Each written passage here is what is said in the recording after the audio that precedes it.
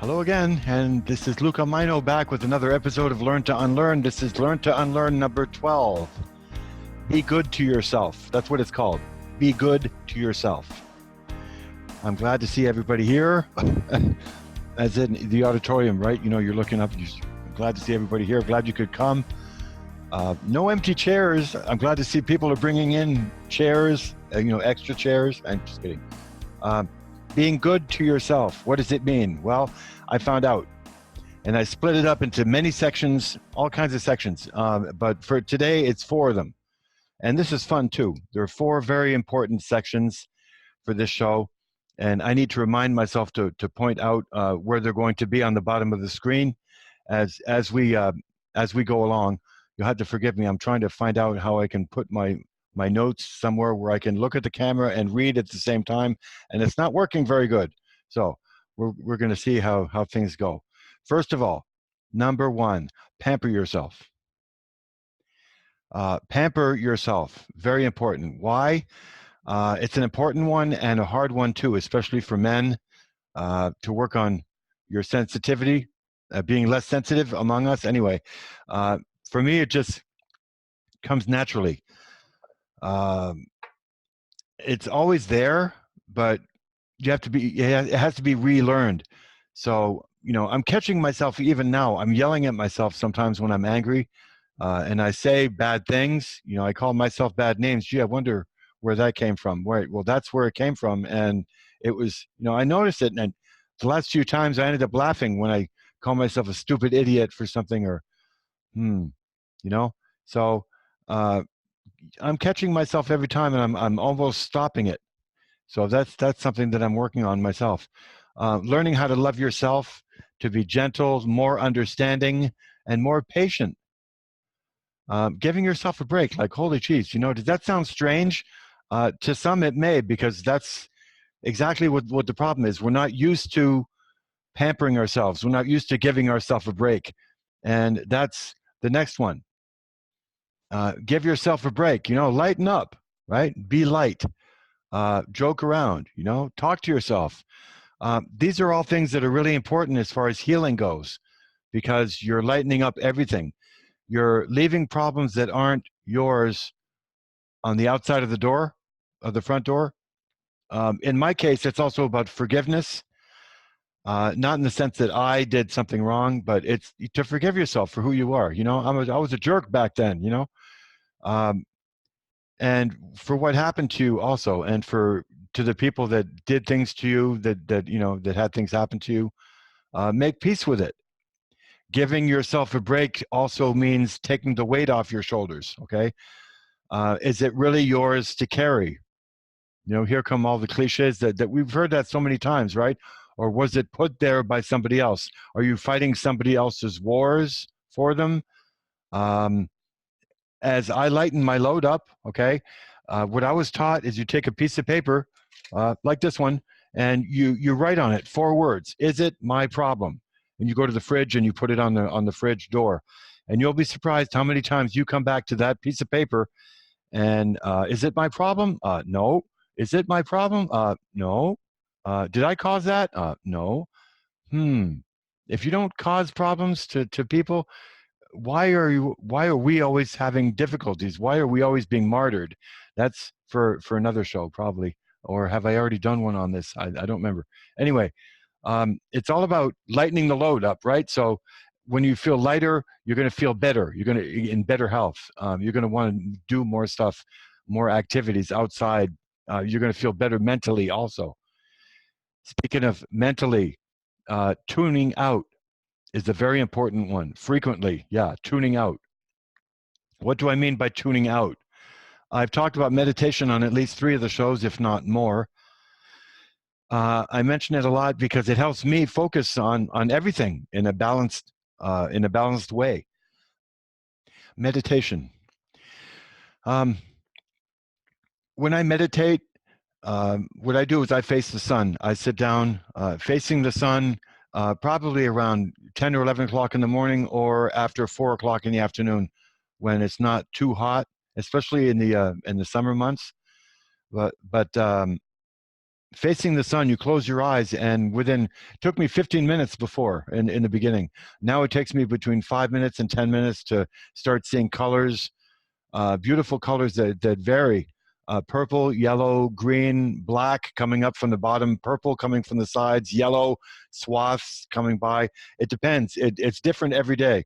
And I've been told everything from that they're the colors of the chakras to it's the energy in the universe that you're tapping into because you're quieting down so much that you're able to hear stuff that's not audible in today's noise and nonsense. If you want to see a good clip on that one, watch the beginning of the movie Contact with Jodie Foster. Just the beginning sequence. It shows you how much noise there is on Earth and how we've forgotten to tune into nature, basically. So when I'm in meditation mode that way, that's what happens. I'm gone. But you're in complete surroundings. You know exactly what's going on. The door closes over here, car goes by over there. You're in complete awareness, but you're under, and it's a really beautiful feeling with the warmth of the sun on your face as well. Okay, so you can picture that. I just had to draw you a picture of that because my story is about the snow scraper. That's right. Okay, you're sitting there meditating in your chair. Unfortunately, it's 14 below, so you can't go outside facing the sun. You're in the chair, and the window is to your right, and it had just snowed, and you're talking 2 feet or so, and I had a snowplow come up right to the outside of my window, and you hear the big, the drop of the bucket on the pavement, and you hear the scraping, obviously, when the bulldozer goes forward. In this case, it was a truck. It was a pickup truck, but it's really hard to explain. But as soon as I heard the scraping and the motion forward and the scraping, I could literally see. I made a visual of something or whatever it was scraping the cancer out of me. I could literally feel that. I felt it first, then I visualized it. That real noise of the scraping. It literally, I saw my cancer being scraped out. That's what I was doing. I was scraping it out, and I smiled after that happened. Very important. Okay, so that's about meditation. That's how strong meditation is. It's going to be what you make of it. If you want it to be a 10 or 15 minute whatever, that's exactly what it's going to be. But that's what taking the weight off is all about. You're acting in good faith. You're not doing any harm to anybody. So the rest is not my problem. How do they say that in California? Not my circus, not my monkeys, not my monkeys, not my circus. Anyway, you really have to shut off the mind. Oh, another flashback. No mind. No mind. No mind. Anybody who's seen the Last Samurai, knows what I'm talking about with Tom Cruise. Watch that movie, The Last of the Samurai. At one point, Tom Cruise is learning how to use the sword and how to do judo and how to do the moves and stuff. And a young person, a young warrior approaches him and says, "Pardon me." He says, "Forgive me." He says, "No mind." Tom Cruise looks at him. "What the hell are you talking about? No mind." He says, "No mind." He says, "No mind the people. No mind the noise. Mind. No mind." He says, "No mind." And Tom Cruise understood it. And then after that, that's when things started to happen, because we're so busy with everything around us that we don't get quiet. And soon, when we do understand that and we do allow the quiet to come in, that's when taking the weight off comes in, and that's when you're lightened up automatically. I've known people that say that meditation for 20 minutes is like an 8-hour sleep for them. It's a process, and we'll probably be coming back to that quite a bit in this show. Back in a minute. I got to go get something to drink again. We were talking about those 4 things that are really important, okay? Number 4, question everything. Okay, so what do I mean by question everything? Somebody once asked me, what's the one thing that makes you angry the most about your condition? Okay, That's what they asked me. What's that one thing that really pisses you off the most about your condition? And you know what I answer? It's the fact that we don't know. We don't know 100% about anything. We never do. You don't know about, you don't know 100% of anything. You don't know if or not you have cancer. You don't know if you're going to eat something that's going to be bad for you. You never know 100% of anything. You don't know 100% of what's going on in politics. Well, we never will there, right? That's another show. Just let me know and we'll branch off to politics as far as health, as far as cancer too, because that's another cancer. You know what the problem is? We never question anything. And I want you people to think about that. We hardly ever question anything. And it has a lot to do with the fluoridation of the water, the poisoning of the food, the air, the water, the soil, the dumbing down of America. I'm sure you've heard that phrase before. It's no longer a conspiracy, folks, okay? Everything is tied together. Just when you find out the legalization of marijuana, if you look at that just by itself, look at when the petrochemicals wanted to be put on the scene by Rockefeller, and look at what happened at the same time. Oh, marijuana becomes the bad, the boogeyman. Everything fits. You look at what Monsanto was doing, and how Monsanto treated the birds and the bees as enemy number one, as competition, believe it or not. Anyway, that would be another show. But we have to start questioning everything, questioning what we eat, questioning what we read, what we're learning from. What source is this? Where does this source come from? But not judging.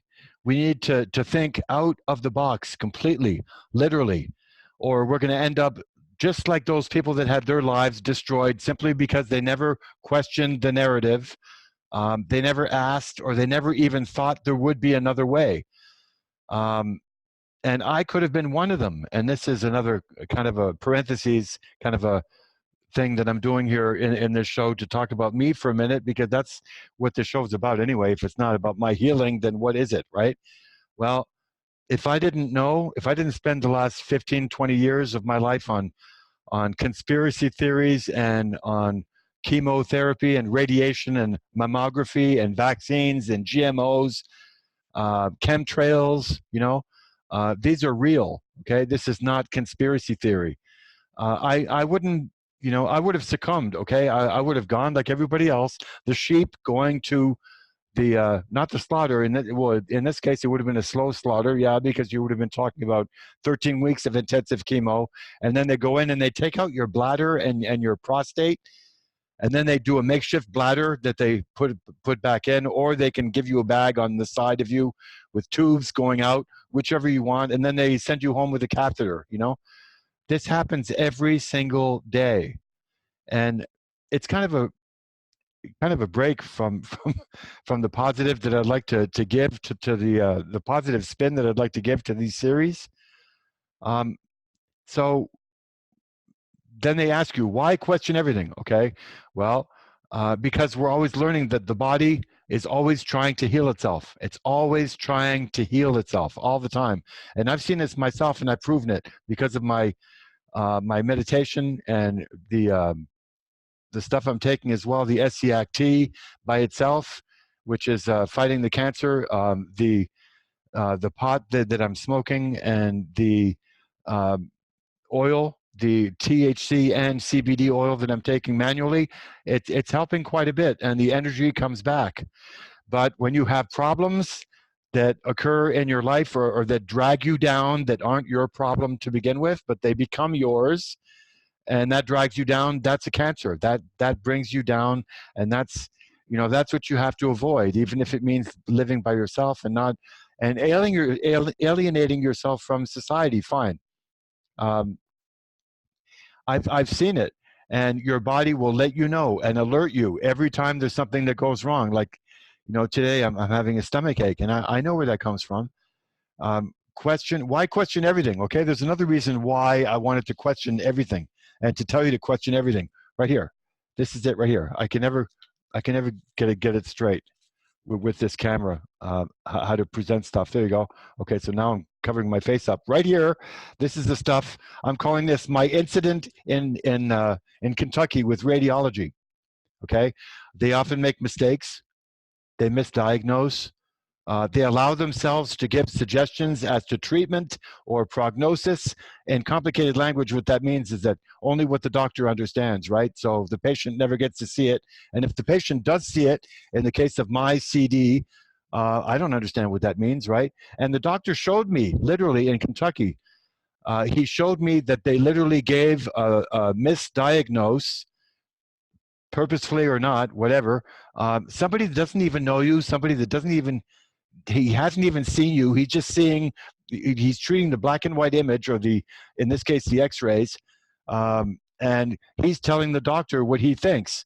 And that's what they're paid to do, obviously. The doctor's sitting there, in my case, laughing at this all the way down, showing me, oh yeah, you know, well, he's just, you know, that's what they do. Sometimes they make mistakes. Sometimes they don't diagnose properly. He kind of laughed it off, rolled his eyes off as if it happened all the time, which it did with him. Okay, so you can imagine, that's why we talk about questioning everything. And if you don't, you become a statistic. And I hate to say it, but this is what statistics look like right here. You know, they really do. If you don't know what's going on, it's one thing, and I applaud this to people that are really working hard to advance themselves knowledge-wise and education-wise about vaccines and about stuff like that. Because it's really hard, and you really do alienate yourself quite a bit, very easily, very quickly, because very few people in society want to hear the truth, and they will not be bought by anything else. And we're seeing that more and more, the big divide. As long as we fight, they're fine. That's what they want. They want us to fight. As long as we don't unite, as soon as we unite in peace and friendship and understanding and respect, then they're screwed. Because as we just saw in Virginia, I don't know if anybody saw that, but what they descended down on Virginia in Richmond for the anti-Second Amendment law, quiet protest. Of course, they cleaned up the garbage behind them. No arrests. Everything went fine. That's usually what happens when government isn't involved. So I want people to think of that, and to think of those four things that I suggested that are terribly important to me and that have been important to me in my healing. So with that, I'm going to go take a pee break, and we'll be right back. Somebody once told me, who the hell do you think you are doing the things you do? And that kind of throws people off, right? But you know what? In the native culture, what I learned was what the elder told me after that. He said, no. Who the hell do you think you are not to do the things that you should be doing? You know, because that's your power. So it's kind of, people try to take your power away from you, but the elder was telling me, no, who do you think? You have all this power inside you. Who the hell do you think you are not using that power that you have as a sovereign? It's a sovereign entity. You're a sovereign being. I like that picture of the manatee, or whatever she is or it is, in a huge aquarium, looking at the little girl through the glass, saying, I'm beyond your comprehension. I'm sovereign. And maybe we'll touch on that on another show. This is Luke Almino signing off for another episode. Thank you so much for listening, and we'll be back next week.